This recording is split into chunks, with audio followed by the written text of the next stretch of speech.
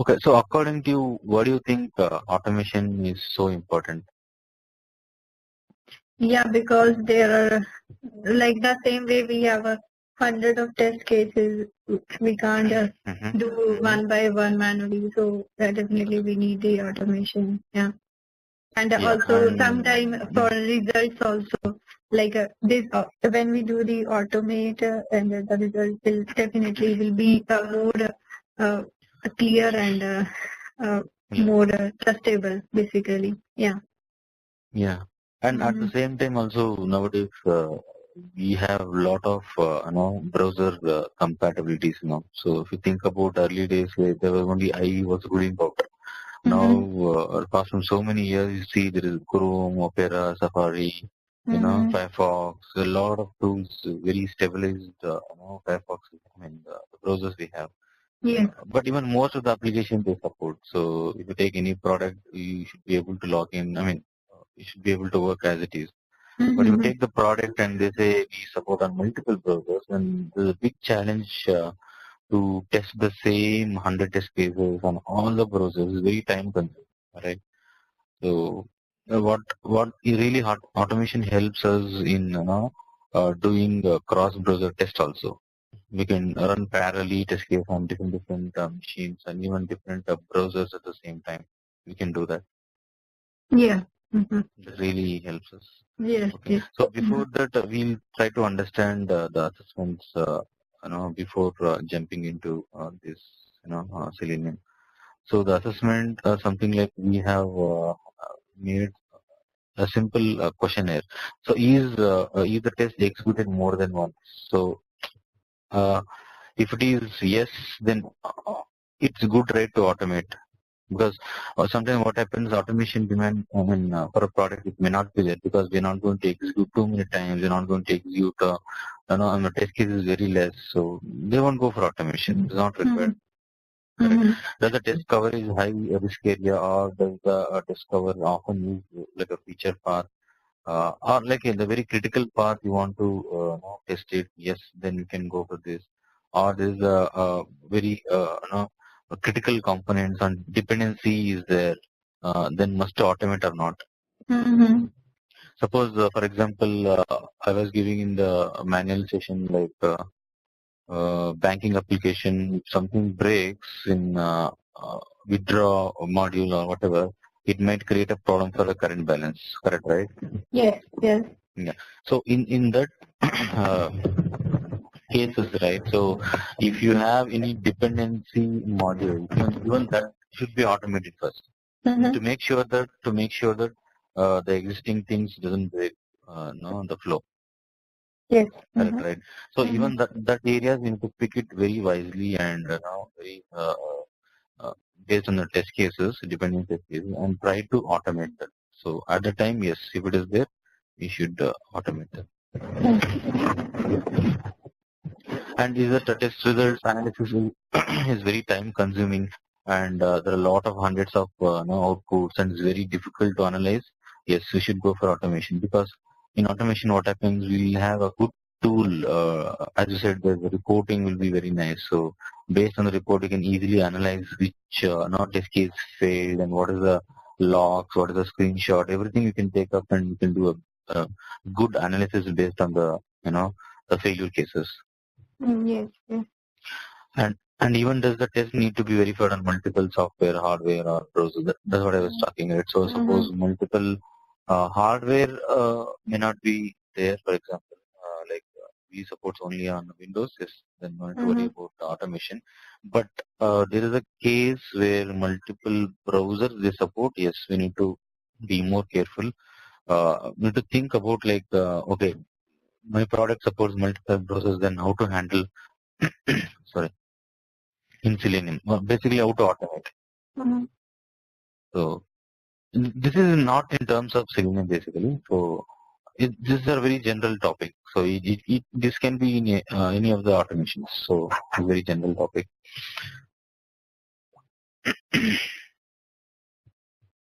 Suppose functional testing is currently manual and stable. Okay. So manual test case what you're trying to execute and the product should be more stable enough to go with the automation. Suppose the product is very unstable, then don't go for automation.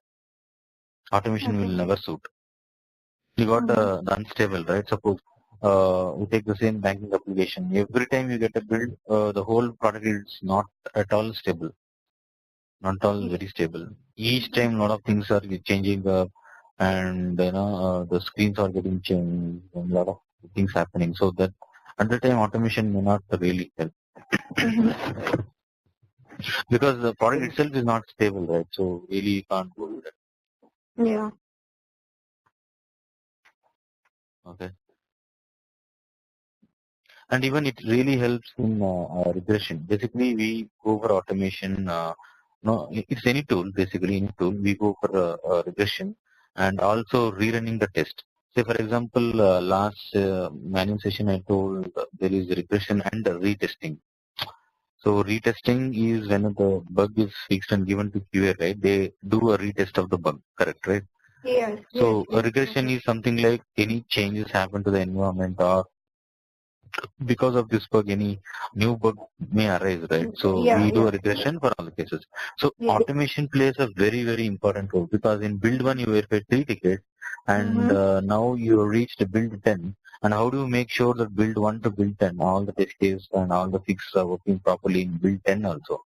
So again, you can't sit and execute all, 100 test cases from build 1 to build 10 manually. You can't do that because already you executed, and every time you want to execute, it's very tedious job.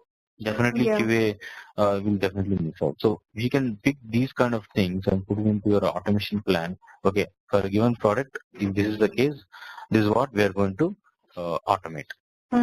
So automation assessment should be better we do it because we'll get more clarity at what time to automate and what is the maturity of the product and how far it is changing. So what is the higher risk we have and which high risk means to support.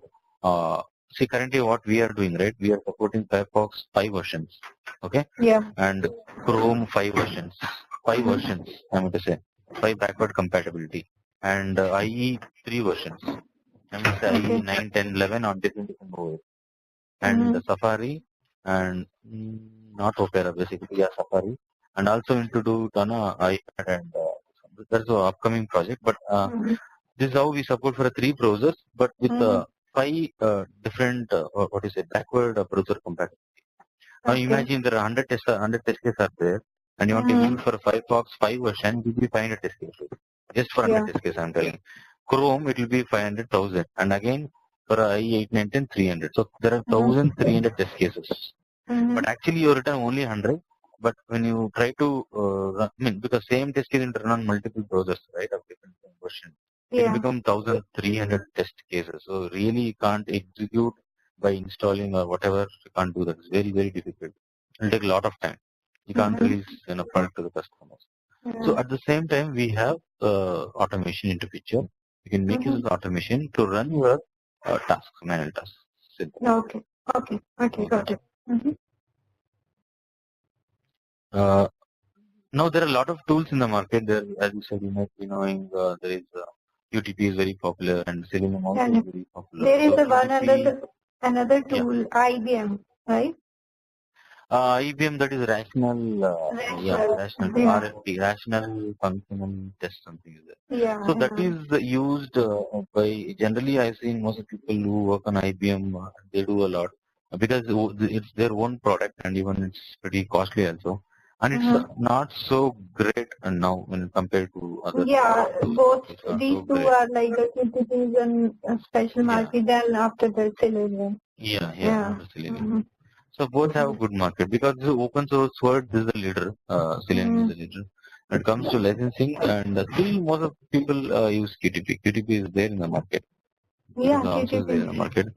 So it all depends. Like now, but I have seen like I've trained a lot of people, right? So most of the they are shifting from QTP to Selenium because Selenium has a rich advance than compared to QTP. And most people like programming. QTP is also programming, but still it supports only VBScript. You cannot automate in any of your language. Any of your language. We'll see the difference. So now we'll go with Selenium. Selenium is a suite where to automate any kind of web applications. So it cannot automate desktop application. It will not support. Yes. It will support only Mhm. web-based applications. Okay, Yeah. and I was keep on repeating like these Selenium supports multiple OS and multiple browsers. So when I Yes. say browsers, it will support Firefox, IE, Safari, Opera, Chrome, any kind of browsers. And when I say OS, you can develop a script and run on any of the machines like any OS like Windows, Linux, Solaris, OpenSUSE, Red Hat, everywhere you can run. That's the biggest advantage. But whereas in QTP, when you compare, right, it will support only IE. And recently, I heard that they started supporting Firefox also. Not with the latest, maybe the older version. Okay. Older version. Okay. And I don't think so. You can run on different OS. So it supports the Windows component, right? So it runs only on Windows. So you cannot run on any of the things. Why? Because that is developed on top of VBScript. So VBScript is not so compatible with any of the OSs. Okay. Java, because we can run on any of the OSs. Yeah, Java. Yeah, it's not dependent on your OS. Yes. Okay, that's the biggest advantage we see in Selenium actually. Okay. Because it supports a wide variety of OS plus the browsers. Okay. And this has different components. Selenium has different components. Earlier they used to call Selenium Core and Selenium ID is there. This is actually record and playback. Yes. When I say record and playback, it's something like you record it and just playback. Okay. Even all tool have, even BTP has, even RFP has, any of the automation tool we see this kind of features actually. Okay. But anyway, we are not going to deal too much here because this is very, very basic. And if you go for into and say I'm good at ID, it may not support for you actually. So you should be very, very strong in this one, Selenium RC or WebDriver. Great. Yeah. RC was a previous version, like couple of years it was very, very strong. And now they are not supporting any for RC. Now they came up with WebDriver. This is a bit advanced within Selenium. WebDriver is very advanced. That we are going to learn a lot. And Selenium Grid, it's to run your test parallelly. Okay. Suppose I just now told there are 1,000 Selenium test cases and you have to run parallelly on all the browsers on different OEMs. So you can use Selenium Grid to do that. You can do this. Okay. But our focus, I'll cover this also a little bit, and major focus will be on WebDriver, not with RC. Okay. And coming to Selenium ID, I told it Selenium ID is a pure record and playback tool, and this is a free plugin for Mozilla Firefox. You cannot record by opening a IE, and you cannot record it, or by opening Opera or any kind of browsers like Chrome. Using Selenium, we can't record. Means, for example, I'll go back here. I'll show how to install at a later point of time, but let me try to do something.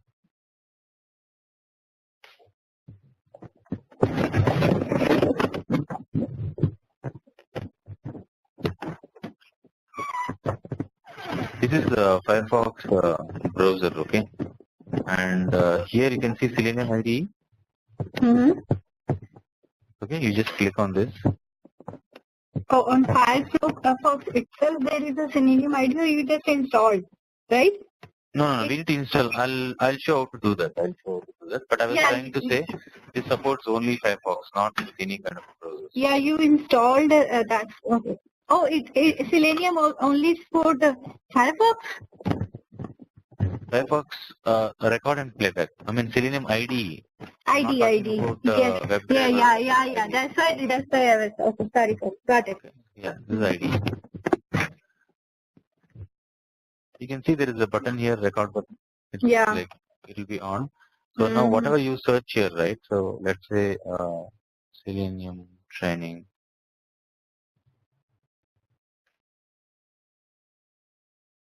it got recorded something.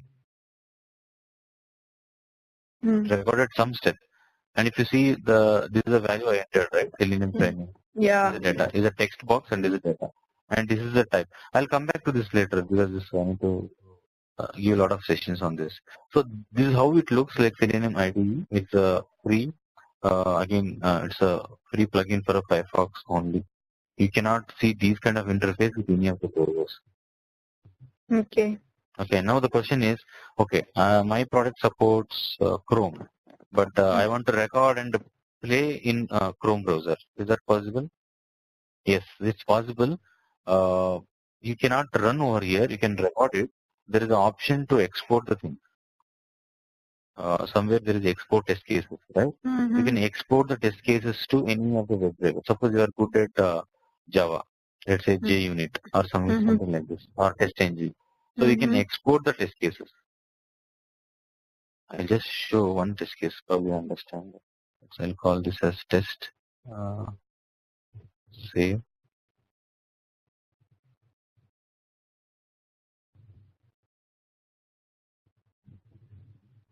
Yeah. Now this is how the code looks. Okay. You may not understand anything because this is a JUnit kind of a thing, or probably a TestNG. I need to teach you what is TestNG and all. But for example, see, can you see a Firefox driver here? If you change to Chrome, okay, the same script what you recorded, it runs on Chrome driver. It's very simple. Oh, Same script. Got it. This is what only changes. And don't think only Selenium IDE supports only Firefox. It supports only in terms of recording. Okay. To playback, of course, you can't do these changes in IDE. It will always record and play in Firefox only. Where you recorded, you can play there. But there is a way we can export these test cases in form of JUnit or TestNG or in a WebDriver way in the formats, and then come back to any of the programming IDE like Eclipse or whatever, and try to tweak the code. We need to just change a couple of things and save and run. It runs. That's the beauty. So you need to see. You don't need to write any single line of script. You just record it. You came back here and you just said something like Chrome, Opera, Safari, something, and just run. It will run all the scripts. Okay. Okay. So we'll understand this bit later. So I don't want to confuse. But I was this PPT, so I was just trying like how it really looks. Okay, and even it can generate a code into variety of languages. See, that's what just now I showed, right?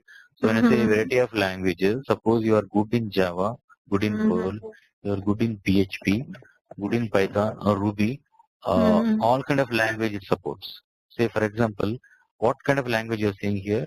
Just now recorded and exported, right? This is Java. Java. Now you want to see Ruby? I'll show the same script in Ruby now. Okay. Yeah, file export to Ruby. Yeah. File export test case. We will see how it looks at least. Ruby WebDriver will see. And I'll say test Ruby. Anyway, we are not going to deal with because I don't know Ruby. I'm comfortable with only Java. So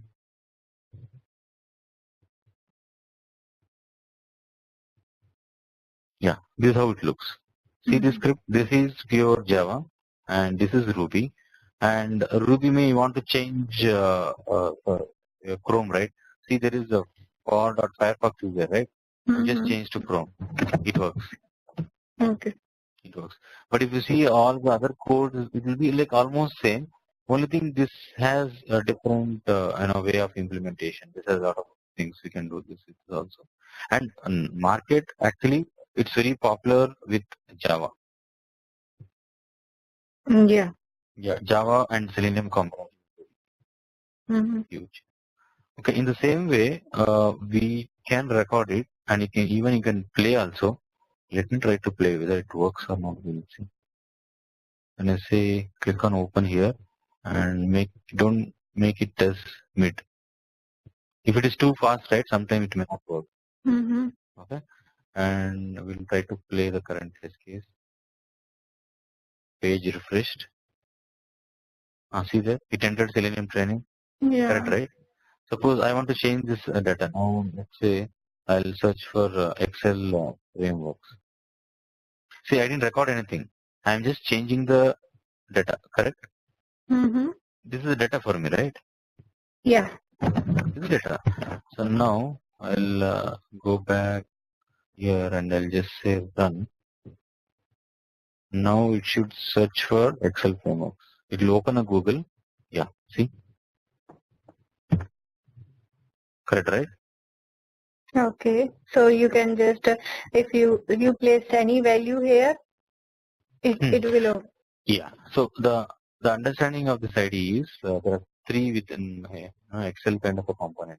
This is command, this is target, and this is value. Mm-hmm. Value is always a test data. Yeah, value. Yeah, whatever and, value. Command is something like type, because why it is type is a text box is the type, right? Suppose Yeah. I want to click on a button, then probably it will be click. Okay, just click on button. Just Okay. click. That's it. So for example, you click on this, right? Even that also it will record. If you click on news, No. just click on news or like. Okay, I'll say Yeah. IT consulting. Mm-hmm. See here. Click and wait. Sometimes it will overlap. Okay, that's fine. You say click and wait, or you can use click also. That's what when you click on, when you go to command and click on the drop down list over here, right? A small drop down, and you can see lot of the comments, lot of comments. How they use in testing? Okay. See, for example, Orange HRM is there, and you want to log into Orange HRM and create a user. Let's say that we can do. Basically, it will record. Basically, it will record what kind of a steps you are following, right? It will try to record. Let me see, like Orange HRM works or not, because this application is not so great to automate. A lot of issues will get it. Let me try. And here, right? So whatever I'll just clear this. What the application you select now here? Open source demo. Yeah, we need to put that URL. The base URL should be same. Base URL. It's called as a base URL. And let me try to in as ADMIN. Click on login. Oh, it didn't record. Okay, that's the problem. So what they have done is they don't want anybody to automate this. So they've done a lot of things in the background. It even recognizes the things actually.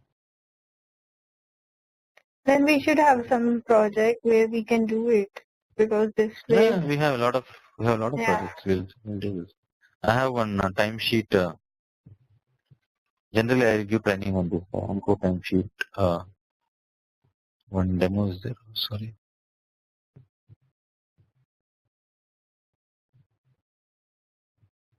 This is also free open source tool by company Anuko for a time management.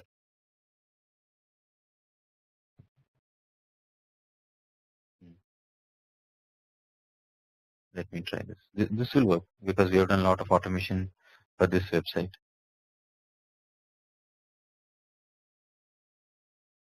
Okay. Now I think I should log in as guest. Let me try that.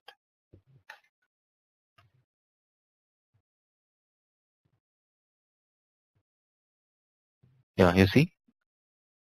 It entered the data, right? Guest.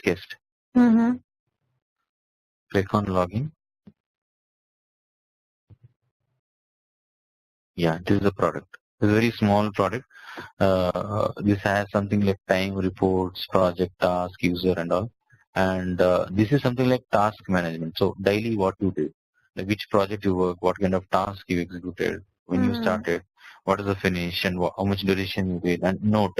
You can say I attended training through Excel framework today. So it's kind of a project related, you can do this. But what our goal is, we try to understand this one, right? Is a type, click, see, guest, and click and wait is a button, is a target. So we'll come back to this. What is meta worker ID is equal to login, ID is equal to password. What is this?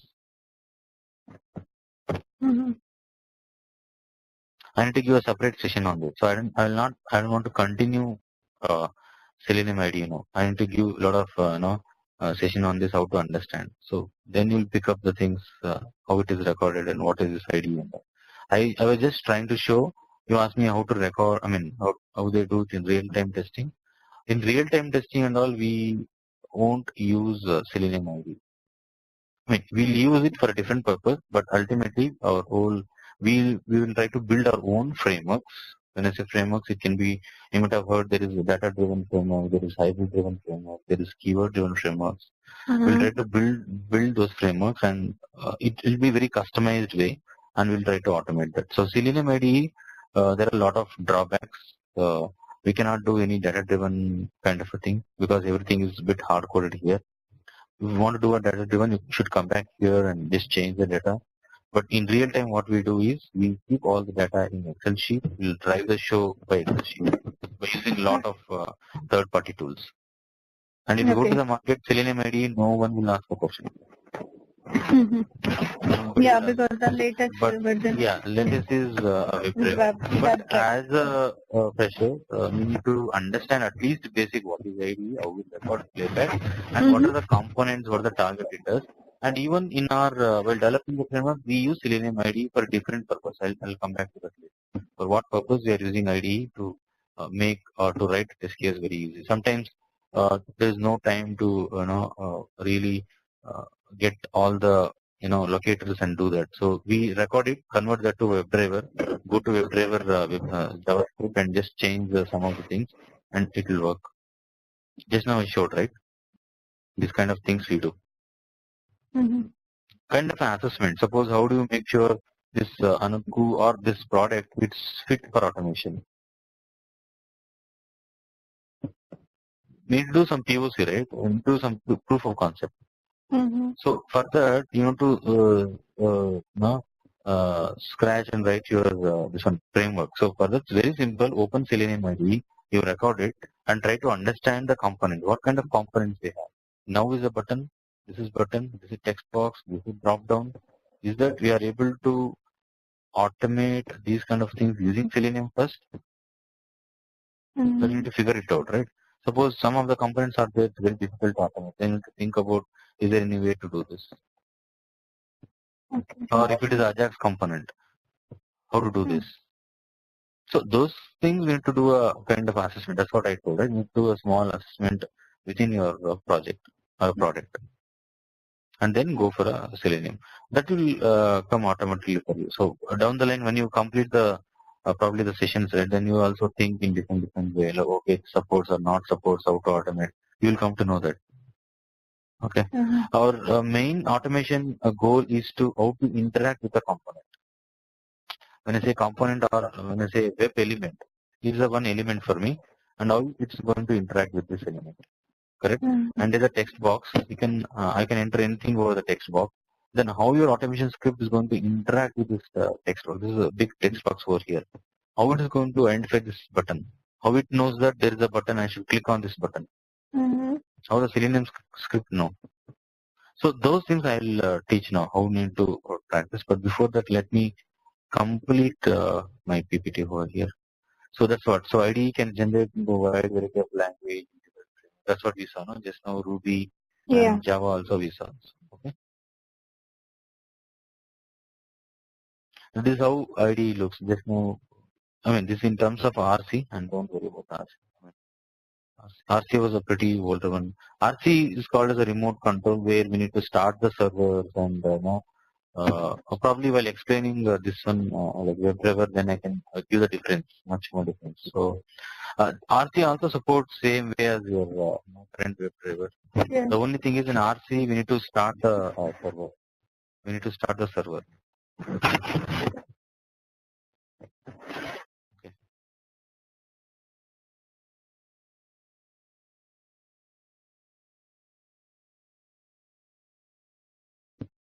This is RC, and let's say this is your browser. Okay. and there is no direct interaction with the RC and the browser. Okay. Okay. When I say RC, is nothing but remote control is a Selenium component. Is a Selenium component.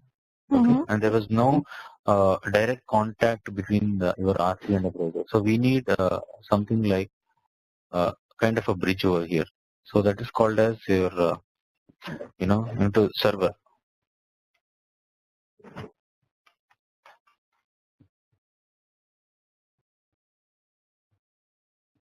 So we need to start RC as a server. Okay. So how to start RC as a server? There will be some command, something like to run the basically the RC program. We need to go to command prompt. I'll show how we used to do. We'll go to command prompt where RC is stored. Okay, and you will just say Java jar, and you will give the Selenium jar. Okay. When you say enter, RC will start in the background. I mean some kind of a server. So why we need this? Because whatever the script you recorded, for example, if you go back here, this is what you recorded, right? What is script you recorded? This script doesn't have any direct contact to the browser. It won't do that. This is a problem in RC. So they came up with a server. Means what is server? What is the job of this guy is? It will take the scripts. Which scripts? This scripts. It can be anything. It can be Java, Ruby, Python, it can be anything. It will take the script and it will convert to Selenium commands.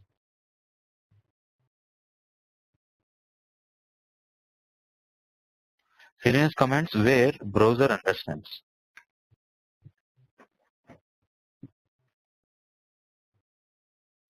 It will convert that and it will push to the browser. Then browser will easily automate the things. Say for example, here I have a script to open Google and then search for something, right?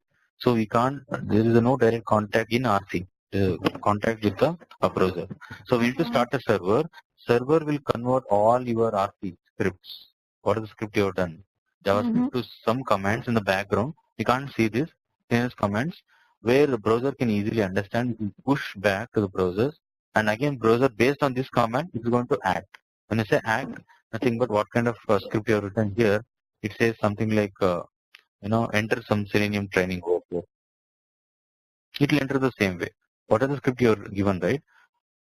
It will convert background to Selenium command and then it will execute it. But suppose RC is down. Let's say RC server is down. If this is down, you cannot execute the scripts. The mandatory is when you start working on RC, you should always start the server. Server should be up and running in something like this in command prompt. Suppose this window is closed or shut down, you cannot automate. That's the only difference we see, but if you didn't get it, don't understand about RC at all, it's fine. I was just trying to say the major difference. Suppose think that this is a WebDriver now. In WebDriver, we don't need this. Directly contact Yes, with the browser. Yeah. So how it is directly contacting with the browsers? That's the question now. So for that, the simple answer is API. They have browser. They have their own API. Means when it's API, it's kind of a interface where they have the inbuilt API. Suppose you want to interact with Firefox, Chrome, or whatever, any browser, they have written their own APIs. We need to open that API and start working on this. So here the simple example would be, just now I changed something, Chrome somewhere. Yeah, this one API actually.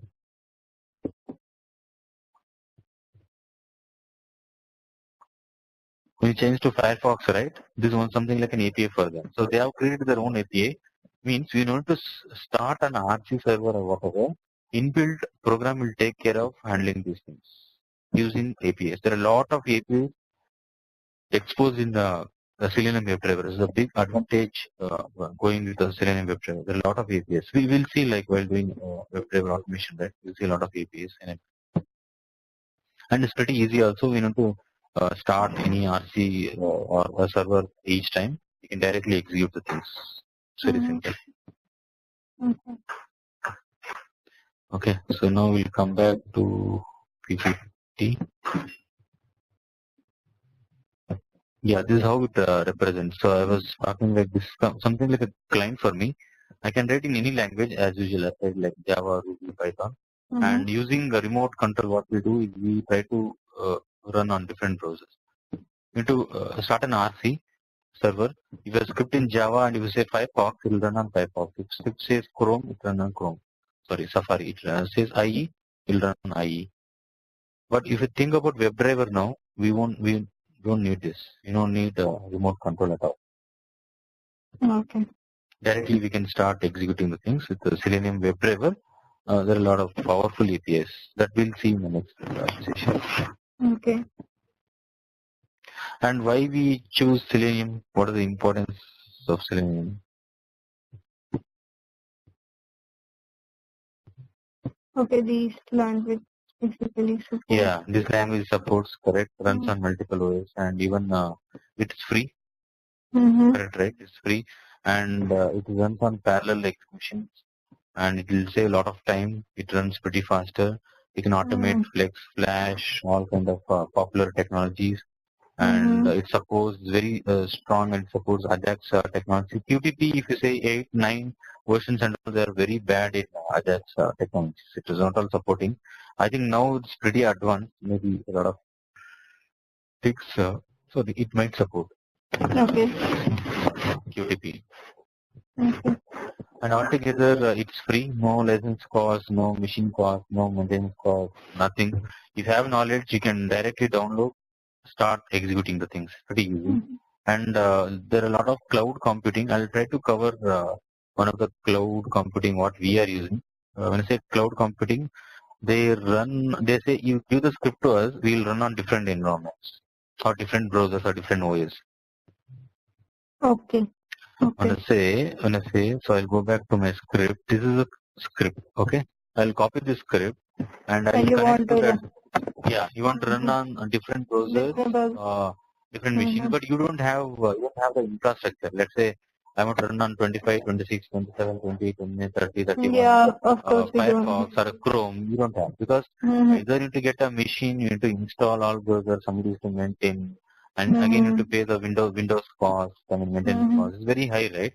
So there are a lot of cloud computing services in the market. Very popular is we are using Sauce Lab. Even Browser Mob also is pretty good. I have tested with Testing Bot. That's also very good. I'll show how to do that. These are paid? Yes, these are paid. And they will give, for what you can do is, you can showcase this in your, this one also. When I say like this, they have 30 minutes or 15 days trial or something like 1 day trial. So what I suggest, you can write a script here and run there and see how it works. So based on this knowledge, you can fine tune your things. Like we have around 1000 test cases, you want to run multiple browsers. So instead of we getting the infrastructure, we use these kind of cloud computing to run the show. Got it. Definitely they'll be very impressed with this kind of things at the pressure level or whatever, right? So definitely it will be very catchy to do this. Yeah. It will be very nice also to put in the resumes. Any one tool I'll show, maybe Testing Bot or Selenium apps, Sauce Lab, something like that. It's an account, we need to create an account and we can do that. That's pretty easy. Okay. So these things you cannot really do with QTP. So QTP is not so great in terms of fun. It won't be fun actually. So only VB script will be there. If we know VB scripting very well, open that window and start automating things. And it will be very easy to even automate there, like all drag and drop, not too technical in nature. Some people, always like techie things. They want to do a lot of things, especially with Java and all. They won't like QTP. Yeah, I won't like QTP because it's pretty easy. Record, doing all kind of frameworks. The ready-made things will get it almost. And they have good help. Go to Google, figure it out, copy paste, everything will get it. But if you look at in terms of career-wise and all, right, so if you're good at Java and this Selenium and these kind of open source tools, right, like cloud computing or whatever, it will be real fun, more challenging, and more. Day by day you will be in more technical mode. not like a routine record and playback mode, or not the QTP stuff, with only VBScript. Okay. That's the biggest problem with QTP. It supports only VBScript. You should be good at VBScript. But Selenium, it never forces you to do it in Java. It says you choose a script, you run. You decide which script you are strong, you can do that. Like Ruby, Python, Perl, any kind of hoops concept. You can do this. Mm-hmm.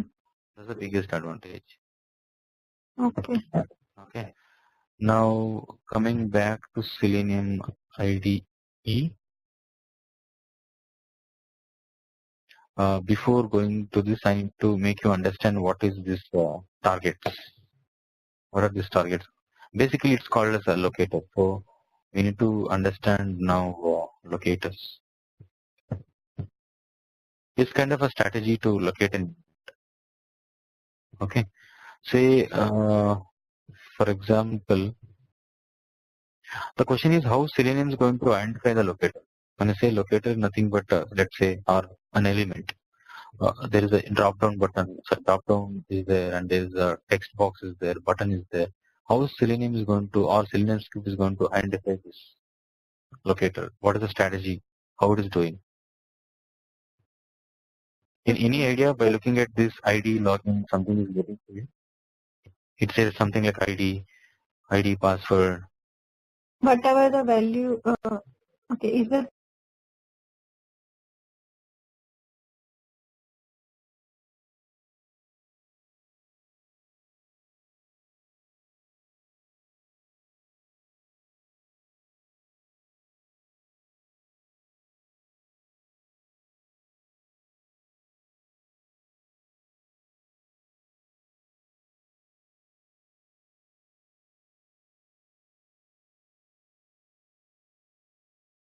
Yeah, it should be in HTML. Yes.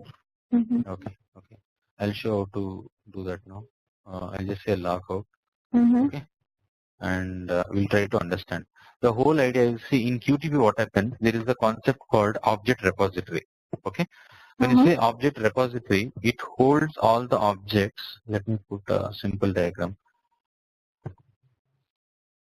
I'll call this as OR. Okay. It's a kind of object repository. Mm-hmm.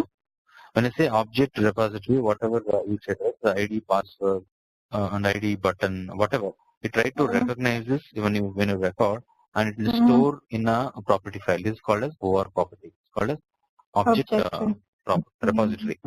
Okay. And there is, let's say there is a QTP script now. Because most of the people ask me this, so how it really works and how it will be different. So the QTP script over here. And another thing is you run now. Because once you record, right? Mm-hmm. Once record, it stores all the object in object repository as a component, and it runs. So this will be something like this. When you record it through QTP, this has object repository. When we want to run, right, it will pick from the object repository plus the script. Of course, we have some lines of scripts.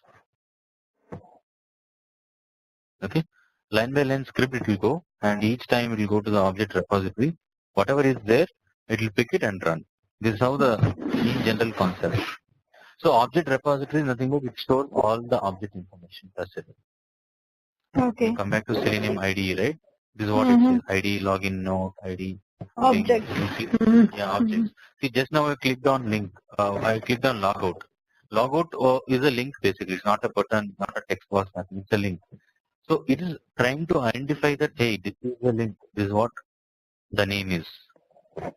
Okay. So when you record it, right? When you record it in QTP or whatever, so blindly everything will be stored here. When you say run, based on this object repository, it runs.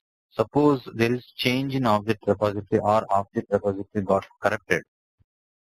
Okay. Corrupted. This won't work. Okay. This won't work. The major reference is for that guy is the object repository. But when you come back to Selenium, right? So there is no object repository concept, because when you record it, right, the script itself is having a target over here. It is stored in line with your what you call a code. For example, when I say code, go back to my, yeah. Can you observe this by ID? Correct, right? See, this is inline with your code. Within a code, it's written. So Yeah. there is no question of corrupting the object repository in Selenium. There is no question. But even some people in Qt, what they do, they remove this object repository here, and they write their own code, like the inline codes. They will do. That's going to be very good in VB scripting. Good in VB scripting, they can do it. But anyway, I will not go in detail about this. So idea is to understand once you record something, it's kind of an object repository. See, this is something like a mind. I'll see this as a brain. Okay, suppose I'll give one something like you. I can't show really, but if they say, what is this? Is a marker. It is a marker. You say it is a marker. It's from Camlin company. It's what to say? It's a black color, whatever. So you're able to figure it out, right? So how you're able to figure it? Because something triggers from your mind. So some object is already stored or in your brain, right? So it's just you're just triggering. Something is triggering. You're able to figure it out. So in the same way, when you automate, right, something has to be registered in a mind or a memory somewhere in an object repository concept. Based on that, whatever is there, it will try to execute. Okay. That's a simple understanding of object repository. But coming to Selenium, we have very inline code. The code is very simple. It says by ID. You can see the ID here. GB something is there. I'll come back to this. Just try to understand this two statement by.id. Okay, you can see the ID over here. The same ID should be here also. That's it. This is an inline code. So there is no concept of object repositories or whatever. But while developing a framework, we try to create object repositories, our own object repositories. That we'll see later. That's for a different purpose. That we'll see later. So we need to understand these locators now. Okay. So I have a separate PPT for this to understand these locators.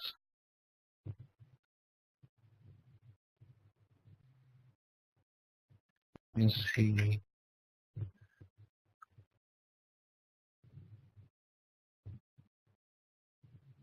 Okay. So a locators is a strategy where we need to locate an element. An element can be anything like drop down, text box, can be a link, or can be a button or whatever. So basically, in HTML we use this CSS and all these things, right? Yes, I'll come back to this. That's the whole agenda. So we try to understand what are the different locator strategy and what is Firebug, Firepath, Selenium ID, something. So we'll try to see that what is Selenium ID. And any plugins are there where I can understand the locators very easy. So we'll see the drawbacks, we'll see the pros and cons, we'll try to understand. So for many Selenium commands, the target is required. When I say target, just now I showed in Selenium ID here, target is required. This is called as the target. Target is required. Okay. So this target identifies the element in a web application. It's very simple. Whatever the target, it identifies the element in a web application. So what is the target? What is there inside the target? How it identifies? That we will see now. So that's called as a locator strategy. Okay. So there are a lot of different types of locators. There is ID, name, XPath, DOM, CSS, but we'll focus more on XPath and CSS. Why? Because this is widely used and this is more stable enough to. For a Selenium alone, it's very stable enough. So if you go to interview also, they'll screw up in XPath and CSS. Like what is your locator strategy for your automation? There's a simple question they ask.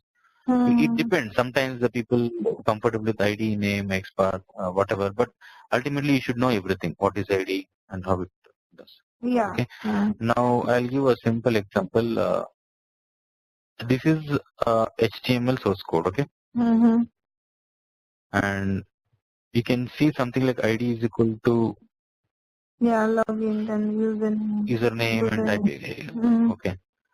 So I'll show the live one. So that will be more interesting. So I'll right click and say there should be something like View Export. page source. View page source. Export. HTML. Yeah, this is coming from my one of the plugin. So I don't want to show that plugin now. I just want to show the what are the cons in using this. And then I'll show some of the other things. Okay, so we'll do one thing. I'll go to Chrome.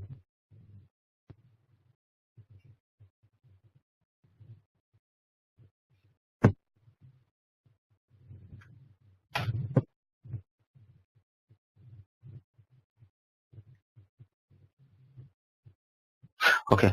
There is something like inspect element. You can see here inspect element. Click on this. We'll get a small window. This is no plugin, nothing. This is by default installed by the browser itself. Even now also you can open Chrome, and if you say right click inspect element, you should get this window. This is by default installed by the Chrome itself. Okay. Okay. And there is a search button over here. Click on this and go back. See the color, it's getting highlighted. Because why? Because you just click on this, right? It's trying to identify where is this now location or something like this or property. So click on this and you can see the HTML source code here. Input type is equal to text, name, ID is equal to login. You see? Yep. By looking at this, the HTML source code, we can easily analyze that this text box, login text box, they have given ID and they have given name also. So by looking at this, we can easily analyze it. So in the same way, come back to PPT, right? So by looking at the name, that ID should give in your target. Targets, exactly, target. See, ID is equal to login. Suppose you change something, ID is equal to login 1, and if you say something like find, it will throw an error. It will throw an error because it didn't figure out any ID of text box with login. Now if you say ID login and say find, can you see the background yellow color is getting highlighted? Now, login text box. Yes. It means this guy is able to identify a text box with ID is equal to login. Yes. But from where you got the login, that is important. From where you got the login, we went just to a view source or inspect element, try to analyze the component of the system. So based on that, by looking at the view source, we just identified, okay, this is given ID is equal to something. It is equal to login. Yeah. This is the way where it is coming from actually. Yeah, just we need to understand these like HTML, these languages only. Yes. We don't if you are need good at HTML, then it's very easy to at least to get to interact with the element. See why we are doing this, because suppose it is very difficult to interact with an element, you can't automate, because target is very important for me. If you don't know how to locate the target, then there's a big problem. You can't really automate the things. Now, another question I'll ask for you. Suppose just now you observed in Chrome, there is ID, right? Suppose I want to automate with the name now. I want to automate the name. I want to locate element by target name. I don't want to use ID. I want to use target as name. Then what do you do? What is the attribute name for here? Name is equal to a login, right? Yeah. Name is equal to login. Then what you should do here? You need to change the target. Okay. Target to what? Target to name. Okay. This name is very important because see, this is inbuilt HTML standards. You can't say name 1. Even developer can't say name 1. Even developer cannot say type underscore 1. These are the HTML standards. Yes. Standards. So when I say name is equal to login and just say find. So it's working? It's working, right? Yeah. Means for a given text box, okay, if we have the HTML source code like ID, name, I can interact or using the targets, either name or login. It's left to you how to use it. Both works. When I say both works, you can either give name is equal to login and figure out it's working or not, or ID is equal to something. You can export this script, run in Selenium whatever Eclipse, Selenium, Eclipse, it runs, it works. Okay. Means there are two different locators for a given text box. Either you give ID, either you give name, the script will work fine. Okay. Okay. That's Got it. So it is left to you how you want to use it. Either you can use ID, it's left to you, you can use ID. Or if you want to use name, yes, you can use name. But sometimes what happens, the worst scenario I'll give you, there is no name and there is no ID. This happens. There is no name, okay, and there is no ID. Why Then it's how do you do saying this? name and ID login, why it's 2 times? Like Where you it's can, okay, the name is login, then ID is equal Yeah, to login. yeah. Yeah. It can happen. It's not Okay, a we problem. can, okay. Yeah, otherwise It is an it should, attribute. yeah, It's if attribute, we, right? yeah, if, okay. For name attribute, there is the ID also, or Yeah, there should be a, okay, we can define one more also, right? We can define Where? as many as attributes, like its name, its ID. There should be, or it's like in HTML we can only do these two attributes. Yeah, in generally we do this. There is a lot of things like classes. Yeah. Class also we can use. Class, There are a lot of classes. stuff. Yeah. But this all depends how the developer has designed the website, designed the product. Yeah, how is developed. We can't say, hey, you're given two names, you just change to ID login, name login. You can't do this. You can't tell him. If we So change it to class is equal to login, then it will not work in ID, Selenium ID. No, but I didn't see there is no class over here, right? This is the class parameter here. Yeah. There is a, Whatever I'll the come back to parameter. the class. I'll come back to the class. I'll go to the Facebook and I'll try to automate a lot of things in Facebook. Then you will understand the different, at the attribute level. I'll go slowly with the name, ID, XPath, CSS and everything. We'll go with the class also. Everything will be. Yes, whatever you said, it's true. That is Okay. But ultimately, only one can pick, only one can work. The target is always one. Target cannot be multiple. I mean to say, at a time we can't figure out a target with name and ID tied up. We can't do this. Target is always to run a script is only one. Either you choose ID if it is there, choose name if it is there. If it is not there, then there's a big problem. Then how to do that? Those things we'll see. We'll try to see. These are kind of questions they'll definitely ask. Suppose ID is not there, name is not there, then how do you automate? So there is a concept called as a locator. There is XPath. Using XPath, we can do it. Okay. That will see later. So I'll go back to my PPT once again, and this is what we try. This is what a simple code. I mean HTML source code. Because I really sometimes I can't show it here in our browser. So this was very simple application you saw. But if you want to give kind of a like username, password, continue button, then this is how it will be. ID is equal to username because it's taking from this name. Yeah. This slide is only with ID. I think I already covered name also. That's what you replace ID with name. Then obviously your output will be name is equal to username. It's very simple. Correct, right? Name is equal to username. Yeah. 4 is nothing but line number 4. Okay. So I'm going to share this PPT later. Line number 4, that's what I'm referring. Yeah. Oh, you didn't share me the previous PPT too. What was the previous PPT? The testing types of the manual. Yeah, the main PPT around 25 slides was there.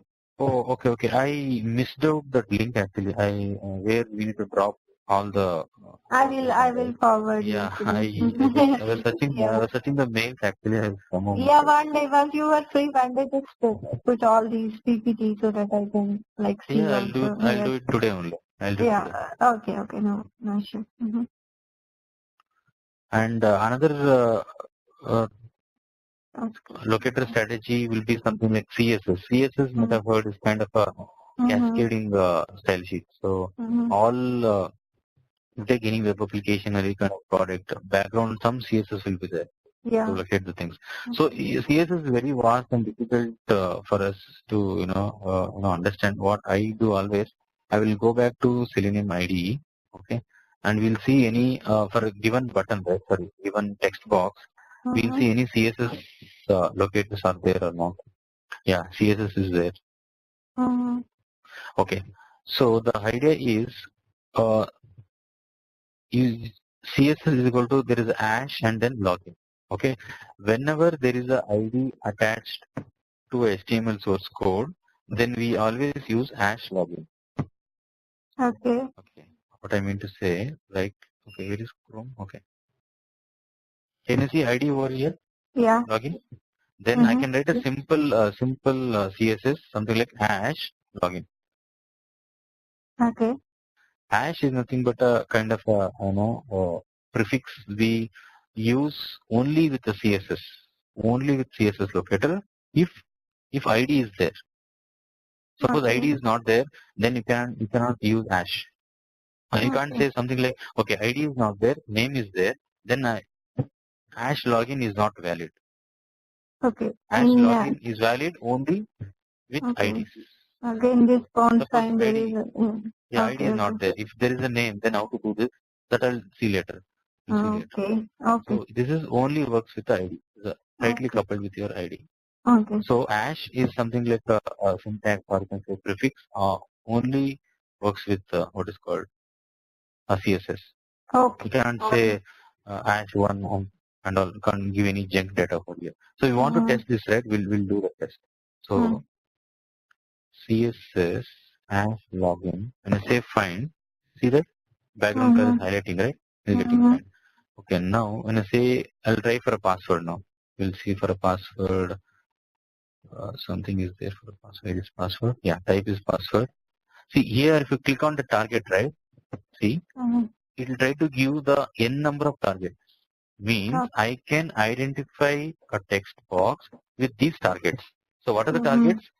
Just now we saw ID, just now we saw name, and now we are seeing password. So why do you think the password is given a hash password here? Hash password. Because when you go to Chrome again, inspect element for a password. Because there is an ID, right?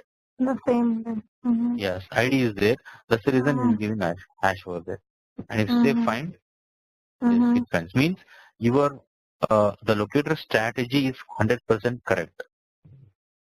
Okay. Means same locator strategy I can take it. I can go to the code and if I run, it should work 100%. It cannot say unable to locate element. Okay. So even before going to the script, right, this is what we do a lot of analysis for a given component. Is that what are different ways I can interact with that, the element. Okay. It can be button, it can be link or whatever. So each component I'm trying to understand what are the different targets we have, and this is given by Selenium IDE only.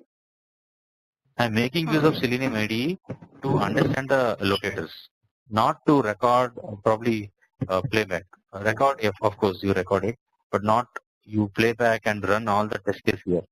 We're not going to do that. I use the Selenium IDE to get the object information. That's it. Okay. As many as object information. Okay. This is CSS. I have another. So you understand div? Division? In HTML, yeah, division. In HTML source code, there is something like div. Let's say div ID is there, and say just now you said there are classes, right? Class item. There are a lot of items. So there is ID overview is there, right? If you want to write a CSS for this, I'll first say div, because div is a first entity. Here I'm going to traverse. This is a div, right? And why I have given hash? Because I know overview is the ID. I just now told, right? Hash will applicable only when there is ID. Yes, ID. Okay. It can be anything. It can be any component, not only text box. It can be anything in this word. It should be ID. Okay. Now, after div, you have one more div, correct? And you give the div colon and you say nth and give 3. Means 0, 1, 2, 3. It's going to interact. Yeah, it's going to interact with this. Yeah, third element. Yeah. Means if you observe this, right, so it travels through the code, like, I mean the source code, div. You see there are two divs, div and two div. Okay. Suppose tomorrow a developer introduce one more div,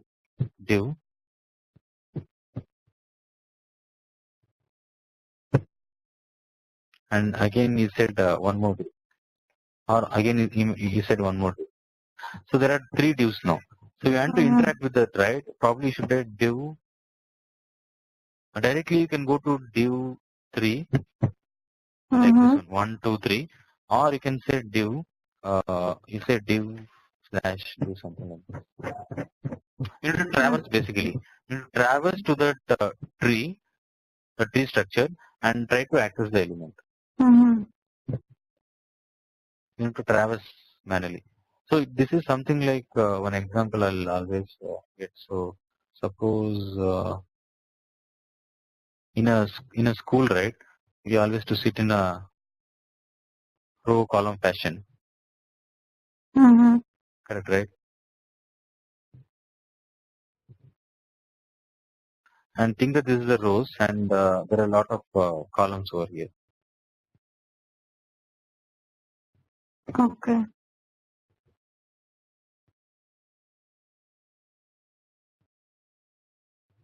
This is first row. Second row. Yeah, got it. This is first, second, third.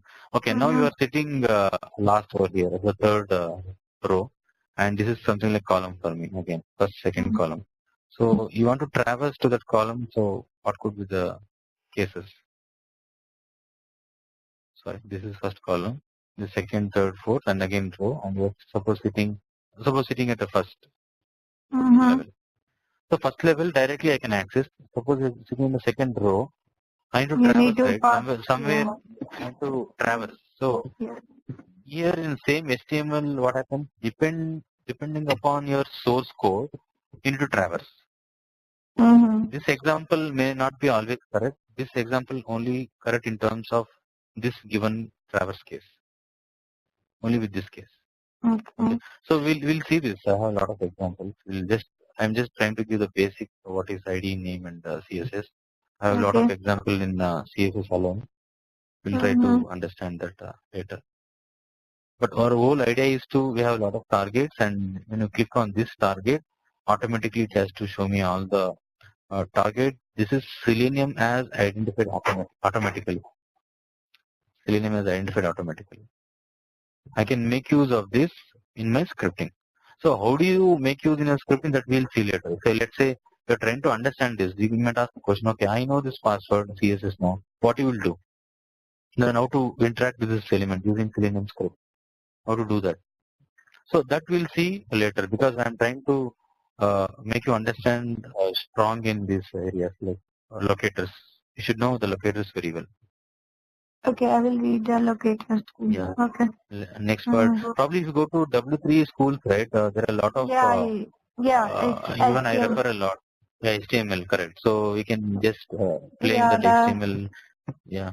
Yeah, I learned with basically I learned the SQL from W3 school only. Yeah, so that's a very good site actually. Yeah. Yeah, HTML is also there. I can go through with HTML too. That's not a big thing. Okay. Okay.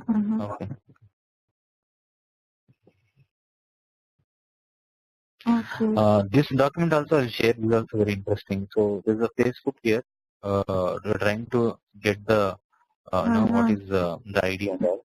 So this I already explained. This is ID, then you take ID. This is email, sign up. So this is fine. So actually I was supposed to show something like CSS.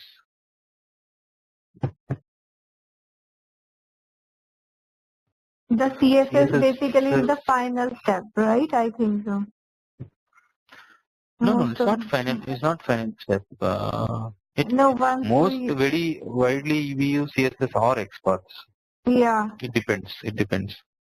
Yeah. But 90%, if ask anyone, they always say export only. Yeah, because if there is any changes in like the website or something, because I just used to make the so we used to tell to the developer, please share the CSS with us so that we need to change this. If like a developer will ask, so can you have a CSS for this website? So I will change it from there. The HTML12 basically. Yeah. So that's what I want. Yeah, that CSS is in terms of designing the things, but Designing, but as a Selenium this one tester, You right? So Yeah, you told we don't care about the the product, the design. whole product CSS. So we have our own techniques to identify things. Like Selenium IDE is there. Based on that, we do. And also sometimes we do manually. So manually is very, very difficult to identify a few things. Yeah. Because we should be very expert in understanding the, as you said, designing and understand that. And then we write our own code. But what I generally do is I use CSS, this one, what is it? A Selenium ID itself will give a lot of options. I just copy paste and do that. That's more than enough. Okay. Okay. So hash is a tag, and if you see this right, email ID is, suppose you want to do it in a CSS format, they can easily say CSS is, input hash email. You can do this. Just now I covered this, right? So input again is a tag. See, input is a tag. Yeah. Input is a tag, is a normal HTML standard tag, and ID is equal to email.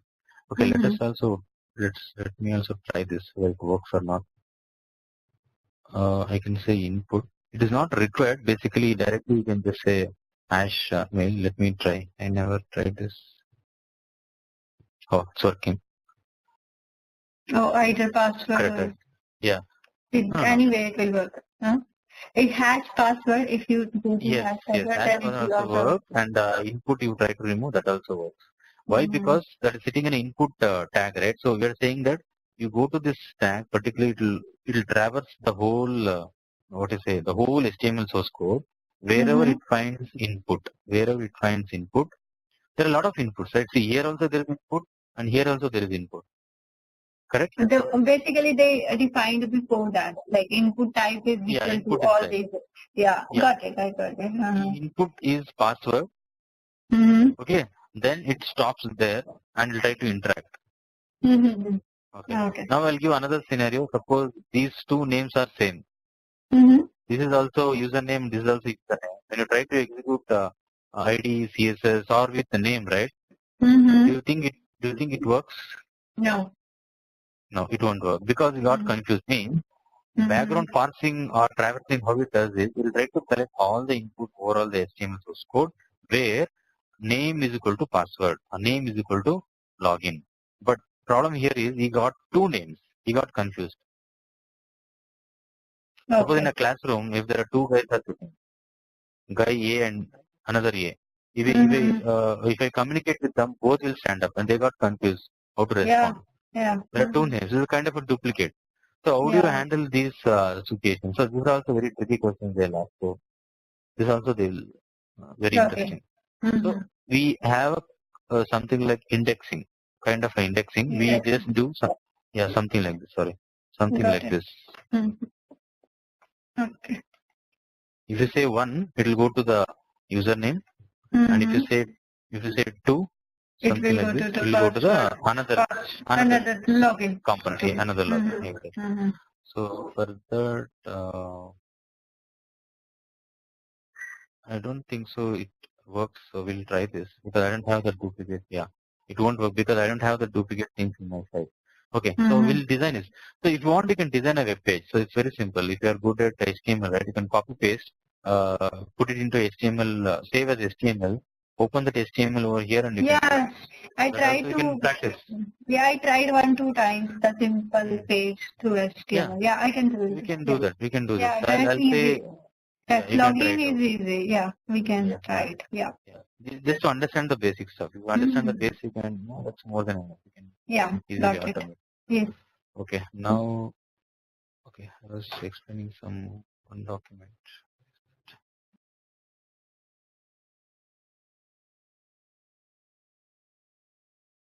You asked me class, right? Suppose input ID, email, and class. Okay.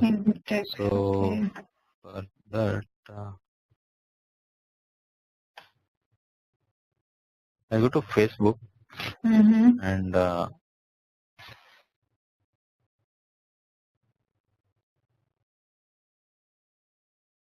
Facebook is taking so much time in your system.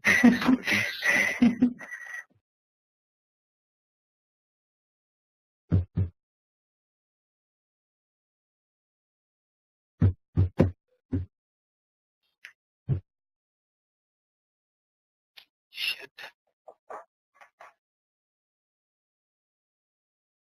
it got hanged actually. Oh, okay. Yeah.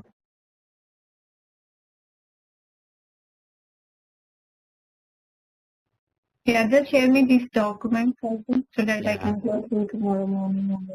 Yeah. Sure. Yeah, that you can do it. So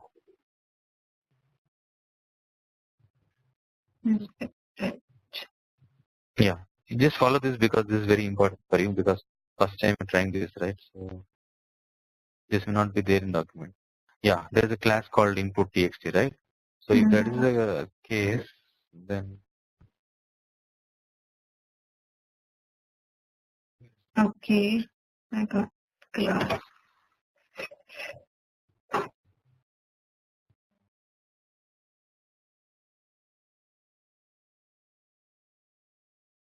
yeah, we can directly use something like this. There is a class, right? I can say input dot input text. So what is this input? Input is nothing but the first what is that tag? Saw that input tag, right? HTML tag. When you say dot, dot is a syntax to always access your classes. If there is a class is given, if the class is there in HTML tag, when you say input dot, dot is to access the class name. Yeah. Okay. If class name is input text, I can use this. So how you can practice is open Firefox and here you say facebook.com and again go back here and here also you should say facebook.com. Both should be same as I said earlier and remove the unwanted. Select all and say remove and here for email I can just write it now simple. First we'll try to record it. Some junk.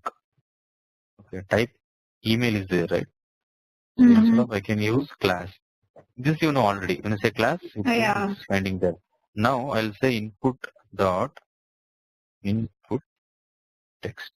It's input. Oh, yeah.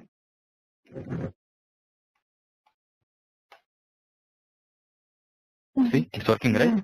So this is a way to interact with class. Yeah, there are basically different ways to interact with class, right? Yeah.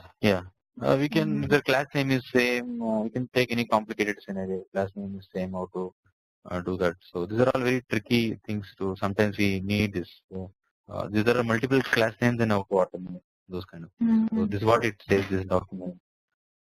And if there is name is very easy. Input name, last name. Input and each one has a different syntax actually. So when there's a class, we always dot access with the class, then attribute name. If it is name, direct attribute name, let's say input name is equal to last name. You can say you can try with input name is equal to password, input name is equal to what is that login for login. What we're trying for guest, right? You can try that. If it is name, if it is ID, I can change your ID also. It should work. If it is changed ID, right? It should work. Yeah, name or ID should work. Yeah, name and ID should work. And something like tab index. There are a lot of things. Font contains. That also. This is very easy document. You can easily follow it. Okay, just share with me. I will go through this. Anyway, I'm going to cover tomorrow once again this because I'm a lot of some things I need to explain in CSS. So probably we'll come back to the CSS once again. Okay, but I will go through with CSS also, and this way I will better understand it. Yeah, try first. Okay, I forgot how to install Selenium ID. So